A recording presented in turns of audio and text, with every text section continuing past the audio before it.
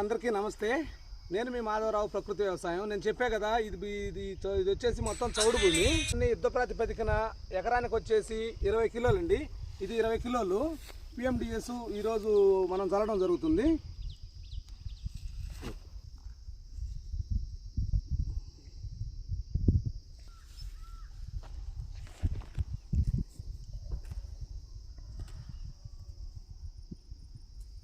చూడండి, ఇదిగోండి నేను చెప్పా కదా 30 రకాల పచ్చిరొట్ట విత్తనాలు అనేసి. 30 రకాలండి ఇక్కడ, దీంట్లో అన్నీ ఉన్నాయి.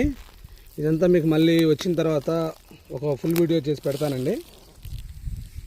ఈరోజు ఇవి ఎకరానికి 20 కిలోలు చొప్పున. మామూలుగా అయితే మంచి భూమికి అయితే 10 కిలోలు సరిపోతాయి. మనం ఇక్కడ వచ్చేసి ఇది కొంచెం చౌడు భూమి కాబట్టి 20 కిలోల చొప్పున చల్లించడం జరుగుతుంది ఈ ఫార్మర్కి.